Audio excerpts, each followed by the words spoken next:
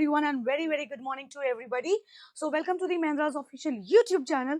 आज हम डिस्कशन करने वाले हैं स्पीड टेस्ट नंबर 3 का, क्योंकि न्यू ईयर है। न्यू ईयर के साथ साथ हमारे कुछ नए रेजोल्यूशंस भी रहे होंगे और 2024 को आपको बनाना है your year of selection. Yes guys, क्योंकि किसी ना किसी एम से ही आप अगर यहाँ पे पढ़ रहे हो तो बिल्कुल उस एम को पूरा भी करना है। और एम को पूरा करने के लिए यानी कि अगर किसी एग्जाम को आपको क्वालिफाई करना है देन आपको क्या करना होगा, स्पीड टेस्ट देना होगा। और सिर्फ स्पीड टेस्ट देने से ही अगर काम चल जाता तो आज सब सिलेक्टेड होते।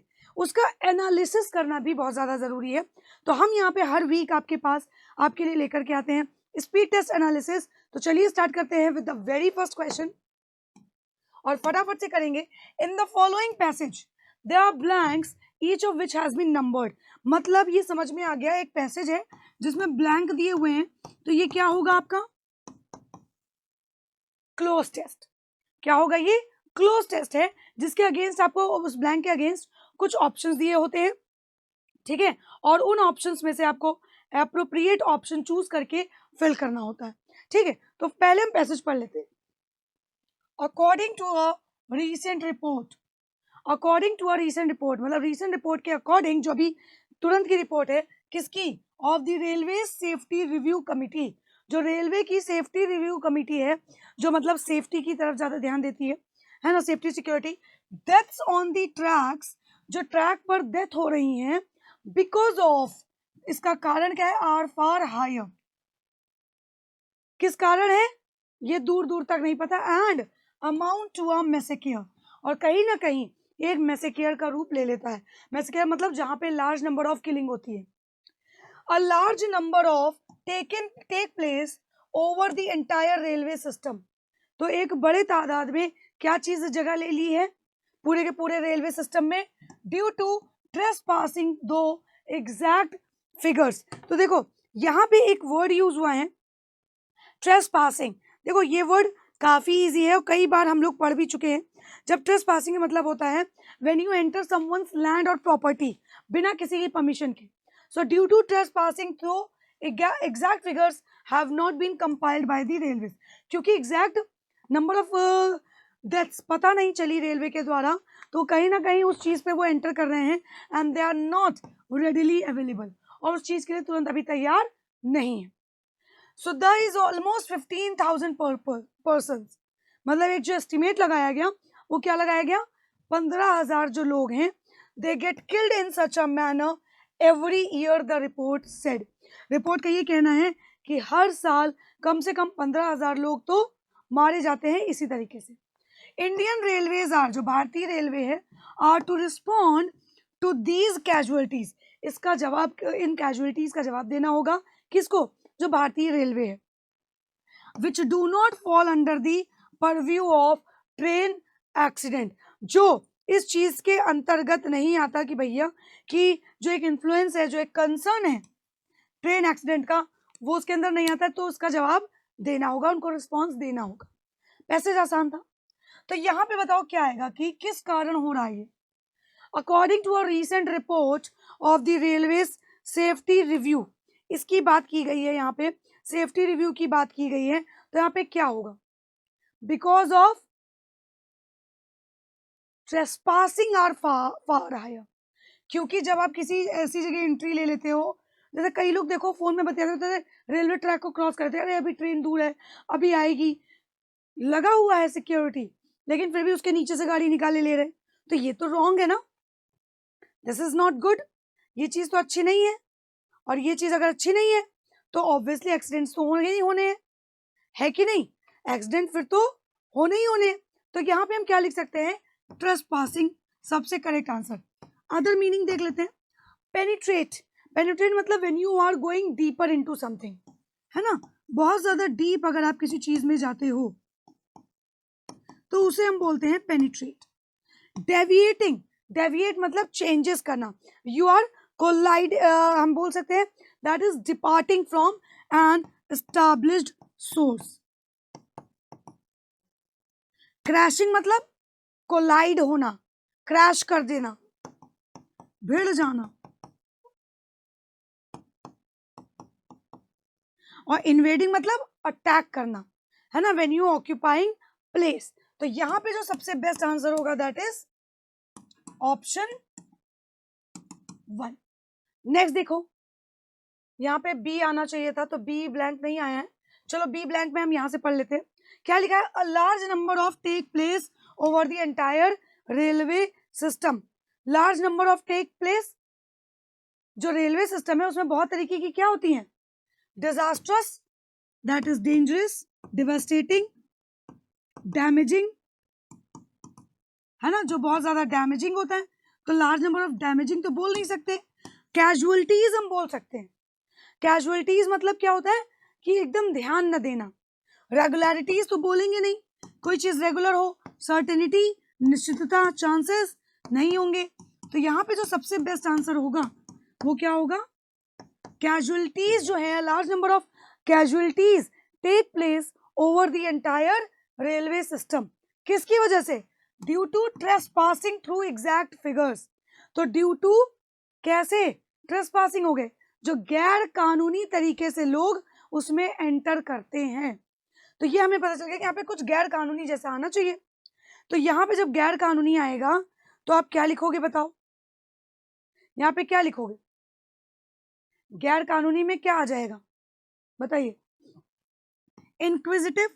जब हम इंक्विजिटिव की बात करते हैं, it means you are curious for something, बहुत ज्यादा डिजायरस होते हो, तो ये तो होगा नहीं।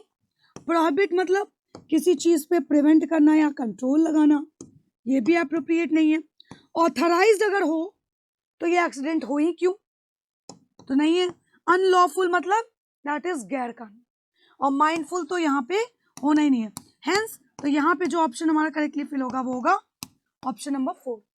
तो आगे पढ़ते हैं, क्या है कि due to unlawful trespassing though exact figures have not been compiled. फिर आगे लिखा है द इज ऑलमोस्ट 15,000 पर्सन्स। मतलब जो एक अनुमान लगाया जा रहा है वो 15,000 लोगों का अनुमान लगाया जा रहा है कि मृत्यु होती है। तो कंसीडर तो करेंगे नहीं इस चीज को कि कंसीडरेशन कर लें, है ना। और रिकॉग्नाइज, भैया किसी चीज को रिकॉग्निशन की बात नहीं करें, एक अनुमान लगाया जा रहा है, यानी कि एस्टिमेशन, यानी कि अनुमान लगाना, है ना। तो वो अनुमान लगाया जा रहा है। और अगर एड्यूलेशन की बात करें तो एड्यूलेशन मतलब होता है when there is a excessive admiration, आपको बहुत ज्यादा प्रशंसा मिल रही हो। तो 15,000 लोग जब मर रहे हैं तो एक्सेसिव एडमायरेशन तो होगी नहीं उसकी, तो ये भी नहीं आएगा। एप्रिसिएशन इसी का सिनोनिम है, तो ये भी नहीं आएगा। तो करेक्ट आंसर क्या हो गया? Estimation, that is option number 3 as the correct answer. समझ आया? लास्ट ब्लैंक आते हैं, पढ़ लेते हैं पहले। तो यहाँ पे क्या हो गया? एस्टिमेशन हो गया। So Indian railways are to respond to these casualties. तो इंडियन रेलवेज जिम्मेदार है कि उनको वो इस चीज का रिस्पॉन्स देना पड़े। तो they are reluctant, word use हुआ है रिलक्टेंट मतलब हेजिटेंट, हेजिटेंट है ना। हेजिटेंट है या हम बोल सकते हैं अनविलिंग है इसका आंसर देने में, राइट। और वेरी का मतलब क्या होता है? जब हम वेरी की बात करते हैं it means that is distrustful. Willingly जो आप इच्छा से काम करें, और वॉलंटरी मतलब that is your intention, intended. और डिस्टिंक्ट मतलब अलग अलग, सेपरेट, डिफरेंस, है ना। तो यहाँ पे जो अगर हम देखेंगे तो कोई चीज जो हेजिटेंट वे में हो रही है ना, जो इंडियन रेलवेज हैं वो जवाबदेही नहीं कर पा रहे हैं, सो इसीलिए ऑप्शन नंबर 1 सबसे एप्रोप्रिएट हो जाएगा, राइट। चलो 31 से 35 में चलते हैं। रीअरेंज करना है इन 6 सेंटेंसेस को प्रॉपर सीक्वेंस में, यानी रीअरेंजमेंट ऑफ सेंटेंस है सबसे बढ़िया पार्ट। कैसे रीअरेंज होगा चलिए देखते हैं, पहले पढ़ लेते हैं एक बार और ये डिसाइड करते हैं कि फर्स्ट सेंटेंस क्या हो सकता है ना। तो फर्स्ट सेंटेंस नाउन या प्रोनाउन होगा, देखते हैं क्या है। The Pakistan army is known for resorting to unprovoked attacks. जो पाकिस्तान आर्मी किस लिए जानी जाती है? इट रिजॉर्ट्स टू, जिनमें प्रोवोकेशन नहीं भी होता है तब भी वो अटैक करती है। They must be sure they can get away with it and there will be no retaliation, मतलब उनको इस चीज को क्या करना होगा इस चीज पे श्योरिटी रखनी होगी, they must be sure, sure होना चाहिए that they can get away with it, उससे बाहर निकले, and there will be no retaliation. Retaliation मतलब when you make an attack in return, मतलब आप इन रिटर्न कोई चीज कर रहे हो। We love to play cricket with Pakistan which exports terrorism, हमें पाकिस्तान के साथ क्रिकेट खेलना पसंद है जिसमें टेररिज्म है, ड्रग्स है, fake currency to India, the brutality, brutality मतलब जो निर्दयता है, क्रूएल्टी है, by killing Indian soldiers without any fear, बिना डर के भारतीय सैनिकों को मारना। India should want Pakistan to mend its way और फेस इट्स कॉन्सिक्वेंसेस, तो इंडिया को भारत जो है वो पाकिस्तान को कहीं ना कहीं इस चीज को करेगा कि अपना एकदम मन बना ले, अपना रास्ता ढूंढ ले, या तो फिर कॉन्सिक्वेंसेस को फेस करने के लिए तैयार है। It is shocking and disturbing to know that Pakistani soldiers have repeated, ये बहुत ज्यादा शॉकिंग है कि पाकिस्तानी सोल्जर्स ने इस चीज को फिर से रिपीट किया। एक्चुअली ये जो है, जो एक पाकिस्तान की प्रैक्टिस है इन फॉर अटैकिंग इंडिया, है ना, जो ऑफ अटैकिंग इंडिया है हर बार, एवरी नाउ एंड देन, है ना, so it should be in such, अगर ये चीज, यही चीज यहाँ पे बोली गई है कि अगर ऐसा दोबारा अटेम्प्ट उन्होंने किया तो उसके लिए उनको वार्न किया गया है कि इस तरीके के अटेम्प्ट वो दोबारा ना करें। तो यहाँ पे पहले एक अच्छे सेंटेंस से हम स्टार्ट करेंगे सी से, that we love to play cricket with Pakistan, अच्छी बात है, जो टेररिज्म की बात करता है, यानी ये वन हो गया। अब जो पाकिस्तान आर्मी है वो किस लिए जानी जाती है, resorting to unprovoked attacks, unprovoked, और ये शॉकिंग है और ये डिस्टर्बिंग फैक्ट भी है दैट पाकिस्तानी सोल्जर जो हैं उन्होंने क्या किया, रिपीट किया, क्या रिपीट किया, have repeated the brutality bye killing Indian soldiers, Indian soldiers को मार के उन्होंने अपनी क्रूरता को साबित किया है। ठीक, उसके बाद यहाँ पे क्या आ जाएगा कि दे मस्ट बी श्योर, इस चीज में उनको श्योरिटी होनी चाहिए, या तो ये उससे बाहर निकल आए और वरना उनको अटैक करने का मौका भी नहीं मिलेगा।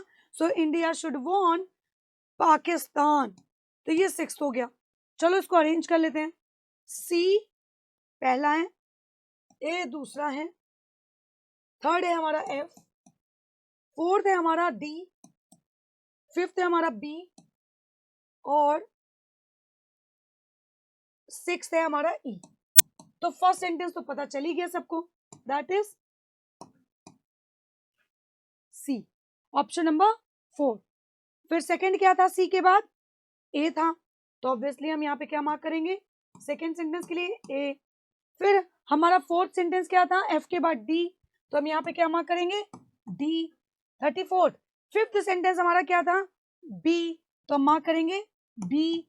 और हमारा सिक्स सेंटेंस क्या था, लास्ट सेंटेंस इज ई, तो ऑब्वियसली हम क्या मार्क करेंगे, ई एज द आंसर। एक बार सेंटेंस अरेंज कर लो क्योंकि इजी था, तो आसानी से आप बाकी के क्वेश्चंस मार्क कर सकते हो। Next type of question, in the following questions 2 sentences A and B are given, 2 sentence दिए हैं और दोनों में एक एक ब्लैंक दिया हुआ है, उसके अगेंस्ट आपको 3 वर्ड दिए हुए हैं और आपको ये बताना है कि कोई एक ही वर्ड है जो दोनों प्लेसेस पे सेम वर्ड फिट बैठेगा, सेम वर्ड क्या होगा, फिट बैठेगा, वही वर्ड आपको डिसाइड करना है।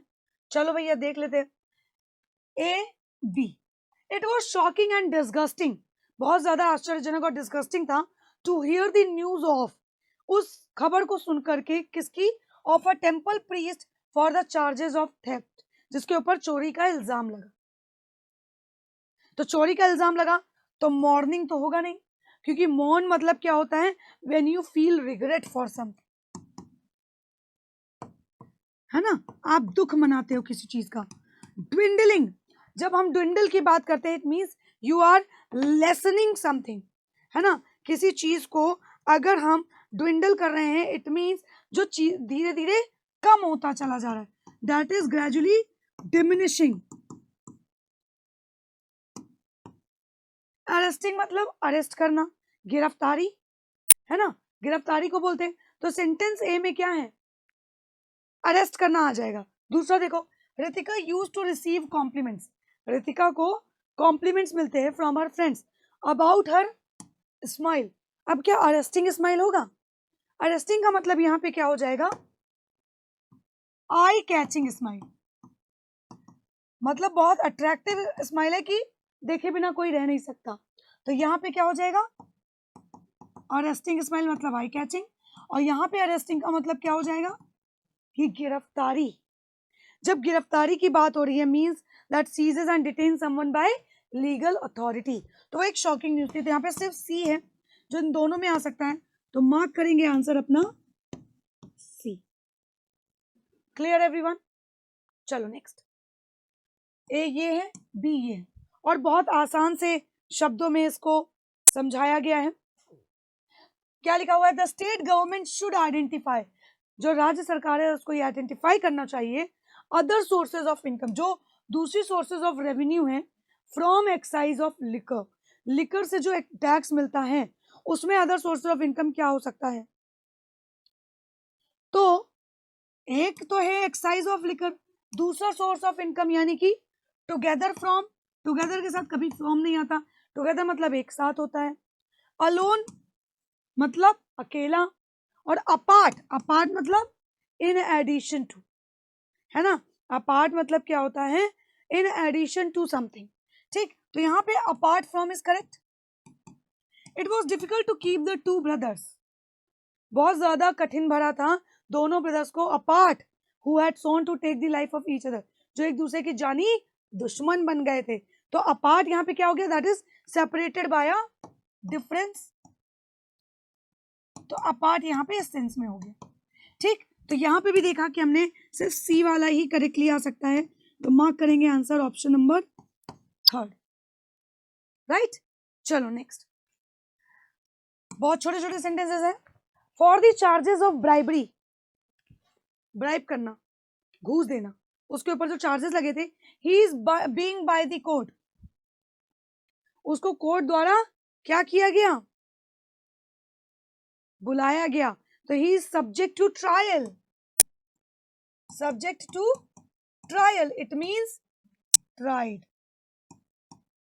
ठीक है, ड्रिवन नहीं हो सकता कि ड्रिवन बाय द कोर्ट की ड्राइव करें, अटेम्प्टेड भी नहीं हो सकता, he to lift the box by himself but in vain, उसको खुद से ही बॉक्स उठाने का उसने ट्राई किया बाय हिमसेल्फ, लेकिन बड़ा सोच समझ करके, वेन मतलब चीजों को छुपा कर, कहते ना पेन भरा।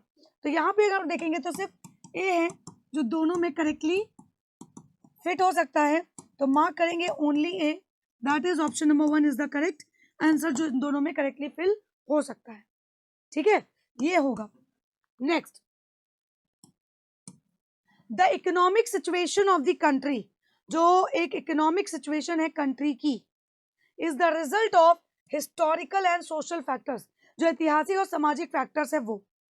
The residential constructed on the government property, जो रेसिडेंशियल क्या बना है, गवर्नमेंट सरकारी प्रॉपर्टी पर बना है, तो मैटर तो बनेगा नहीं, मैटर तो बन नहीं सकता, confuse means you are bewildered, तो रेजिडेंशियल प्रॉपर्टी ही बनती है, दैट इज कॉम्प्लेक्स जिसको हम बोलते हैं।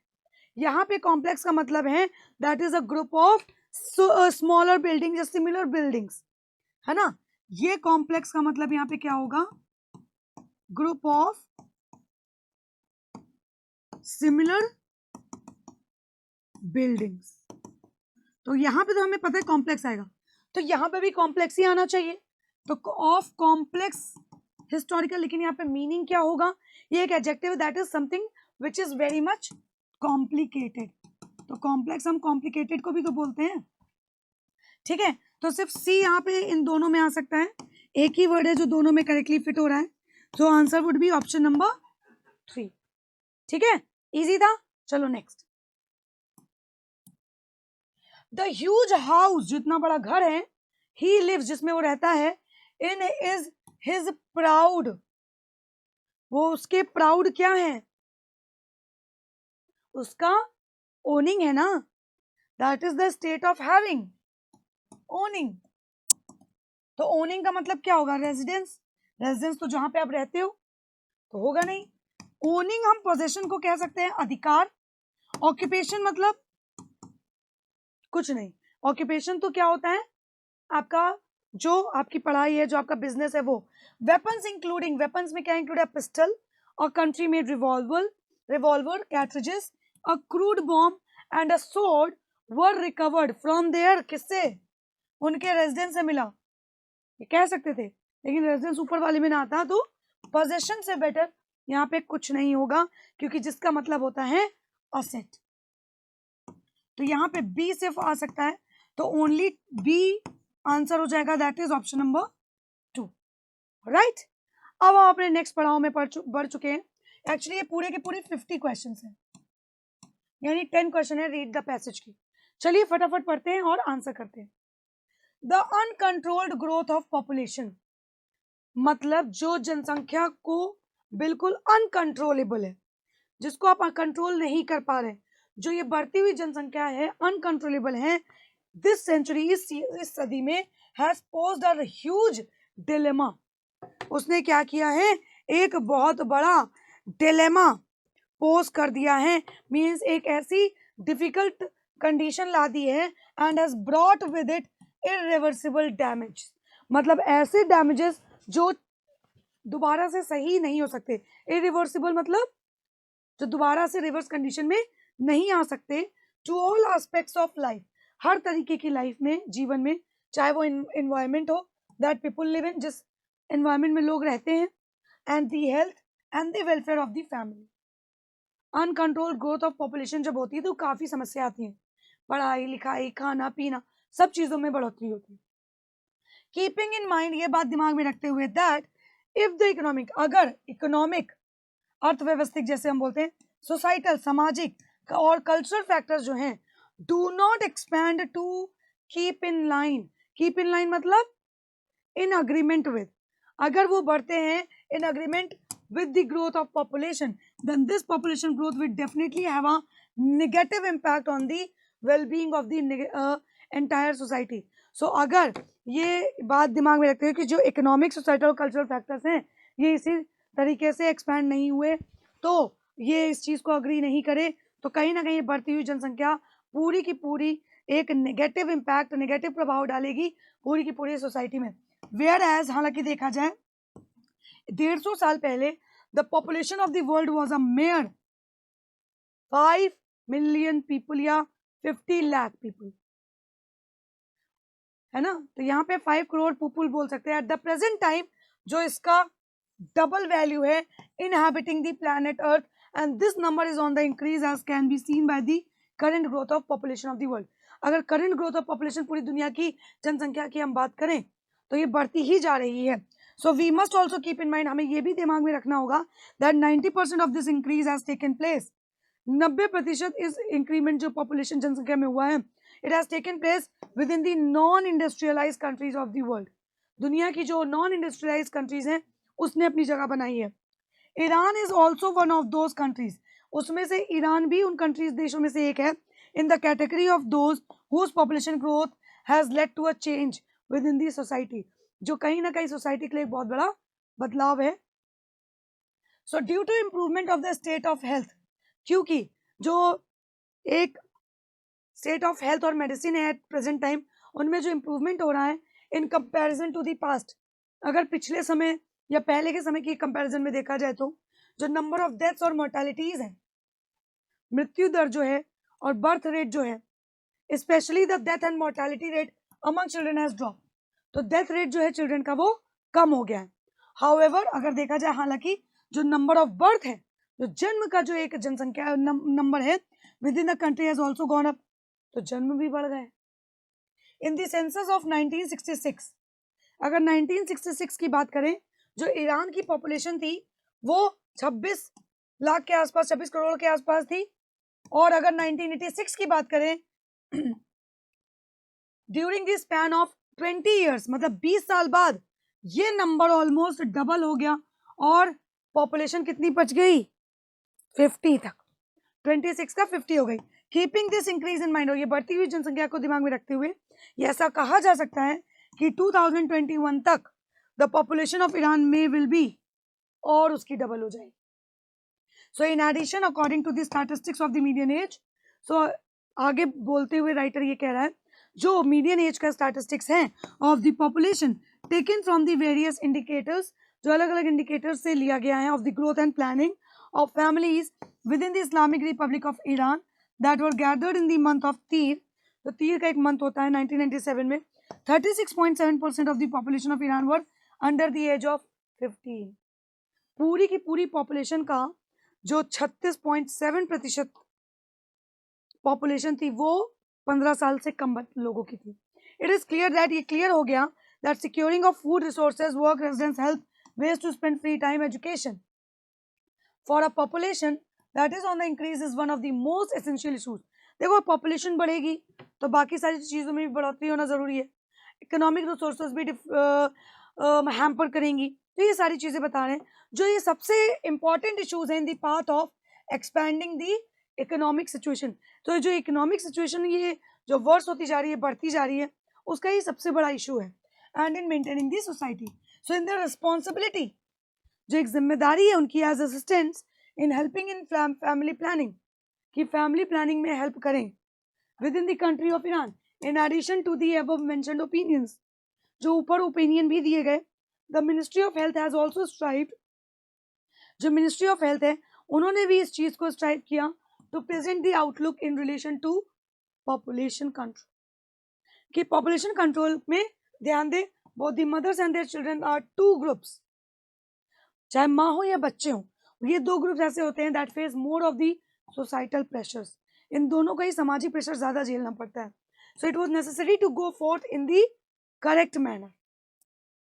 तो ये जरूरी है कि आप सही दिशा में आगे बढ़े, लोगों को एडुकेट करें to help prevent the death of these individuals, और इनकी डेथ को रोके.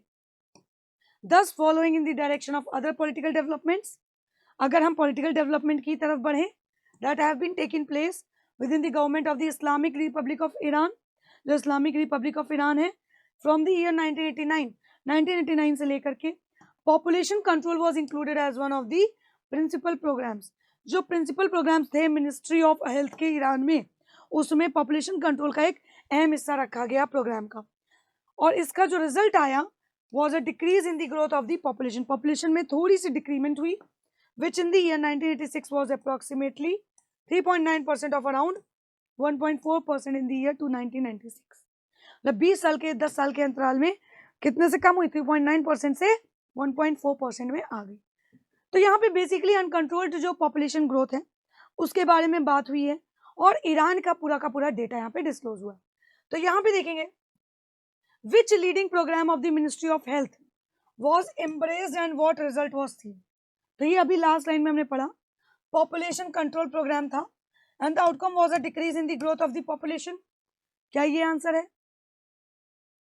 बिल्कुल सही, यही है.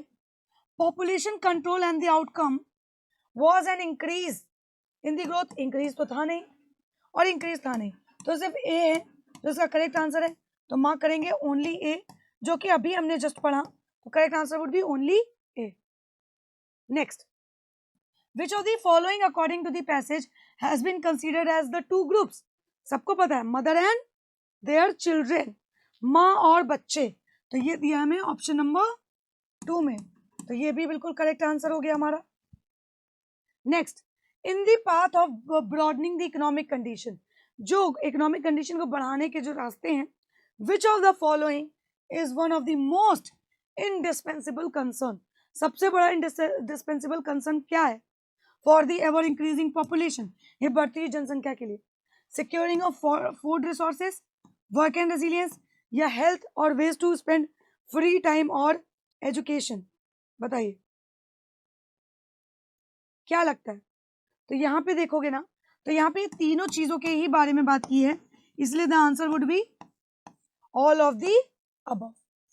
Next, which of the following statements cannot be set firmly in the context of the passage? Passage के according हम यहाँ पे कौन सी ऐसी स्टेटमेंट जो exactly नहीं कह सकते? In the coming years, the population of Iran is definitely going to increase out of proportion. ये तो कहा गया है पैसेज में डायरेक्टली. कुछ साल पहले the population of the world was only 500 million people. Only? No.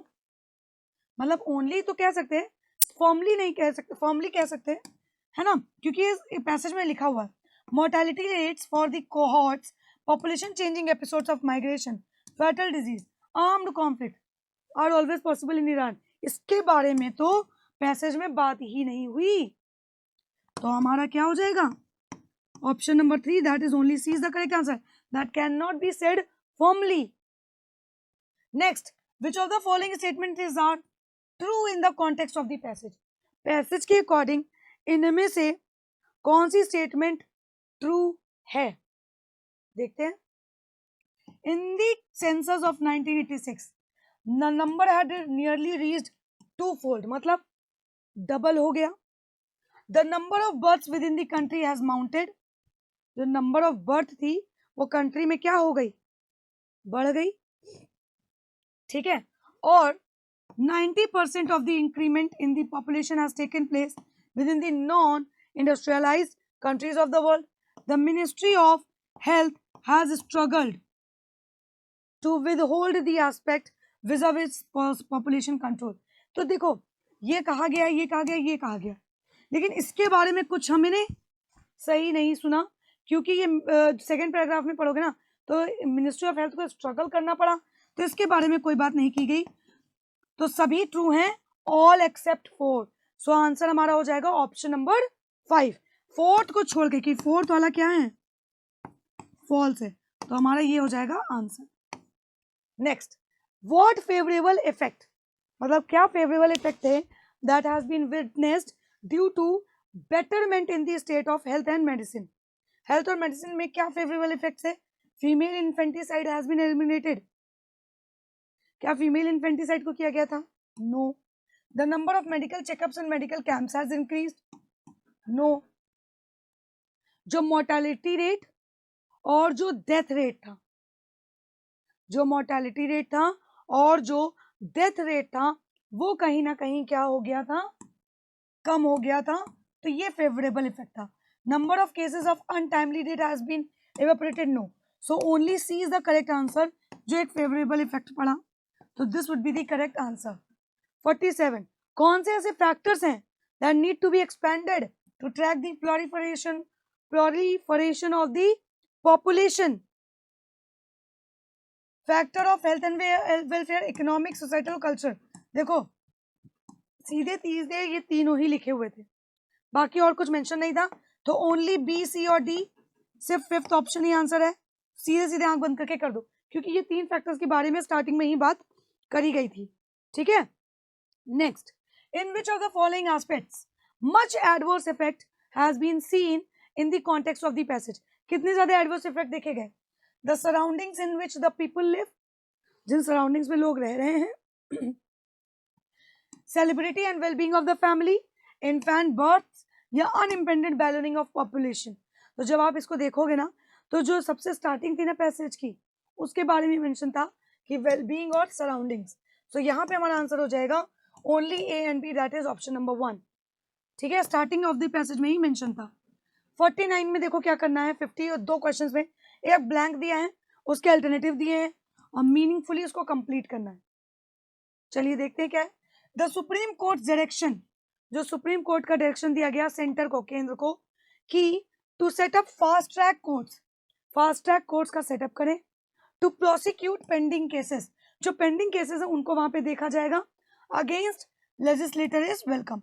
So the apex court has given the centre, apex court ने सेंटर को 6 हफ्ते दिए. किस चीज को लेकर के? क्योंकि फास्ट ट्रैक की कोर्ट्स क्या है? कीवर्ड है.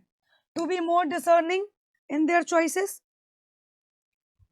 To focus on improving the manner in which courts are staffed, to submit a scheme of fast track courts, to treat criminal cases against politicians, या टू कंसल्ट. क्योंकि fast track courts के बारे में बात हो रही है, तो आंख बंद करके सीधा सीधा इसी से लिंक कर रहा है आंसर.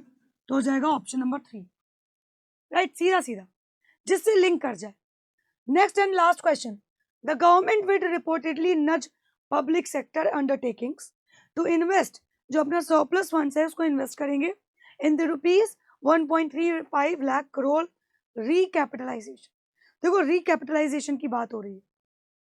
ठीक है, जो it is meant to shore up. Shore up क्या है? To give something as a robust support, जिसमें आपका स्ट्रॉन्ग सपोर्ट हो, उसको लेकर के बात करें. So it would help if the recapitalization of public sector banks is properly sequenced. No. Greater capitalization हो जाएगा, capitalization की बात ही नहीं हो रही. Obviously the banks would be a stronger position to tap the market to issue, जिससे कि वो फ्रेश शेयर्स को इशू कर ले. So it should be write off, यानी कि as soon as possible the things should be done. तो option number 3 would be the correct answer, जो यहाँ पे, या 4 होगा. तो यहाँ पे 3 को ना मान के आगे देखो, आगे एक चीज और लिखिए, राइट ऑफ. मैंने अभी बोला था कि बैड लोन्स को क्या करेंगे, कैंसिल कर देंगे.